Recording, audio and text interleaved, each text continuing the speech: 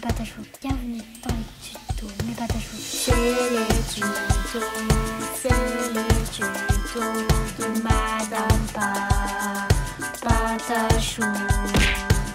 Bonjour à tous, c'est Madame Pâte à choux. J'espère que vous allez tous très bien et que vous êtes remis de la rentrée, la rentrée pour cette nouvelle année, pour cette année 2020. Moi je vous avoue que j'ai du mal. J'ai pas repris encore le fait de faire des vidéos 2 fois par semaine parce que, pour vous expliquer rapidement, je suis sur un projet en ce moment. Je fais beaucoup de petites créations en Fimo. Je vous en parlerai je pense à la fin du mois, puis je vous montrerai un petit peu ce que j'ai fait. Pour le moment voilà, ça me prend vraiment tout mon temps, toute la journée, tous les jours.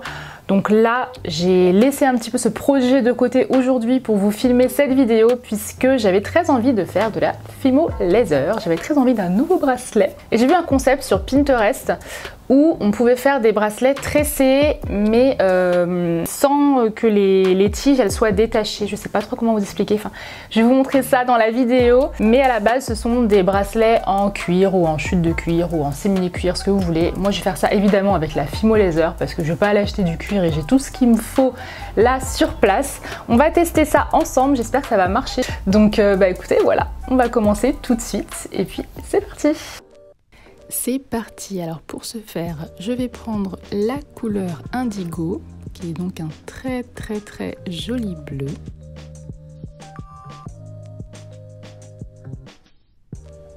J'en coupe 3 lignes pour être certaine que ce soit assez long. Je commence à étaler ça au rouleau et je continue à la machine à pâte pour avoir quelque chose d'assez fin. Je ne vous dis plus le cran puisque nous n'avons pas tous les mêmes crans au niveau des machines à pâte. Je mets ensuite ce morceau de pâte à cuire tout simplement et on va travailler dessus directement.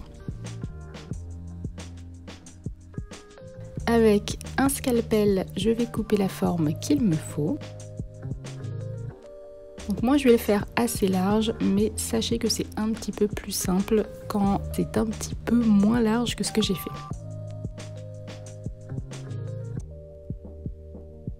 Je regarde ce que ça donne au niveau de la longueur et je coupe l'excédent.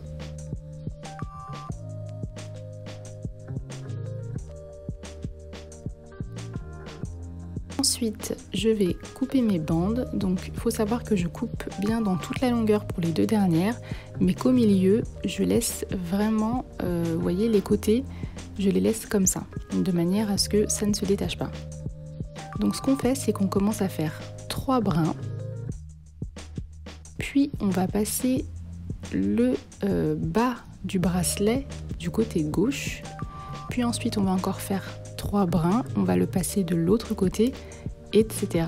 jusqu'à obtenir une tresse jusqu'en bas. Donc c'est pas hyper facile. J'ai eu un peu de mal au début, surtout que mes brins, moi, sont super larges. Mais voilà, comme je vous l'ai dit, si vous les faites un petit peu moins épais que moi, ce sera peut-être plus simple. Donc allez-y doucement parce qu'au début on a tendance à un petit peu s'emmêler les pinceaux.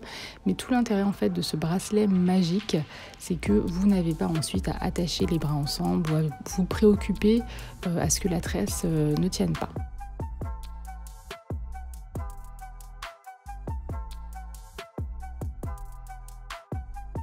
Une fois que vous avez tout fait, voilà ce que ça doit vous donner à peu près.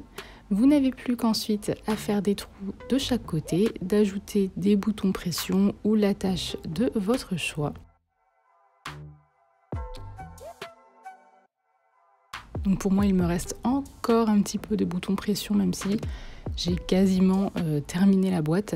Sachez que vous trouverez des boutons pression sur internet, Amazon par exemple, ou en mercerie tout simplement. Pour ma part, je me suis déplacée au tissu des Ursules, je crois ça s'appelle.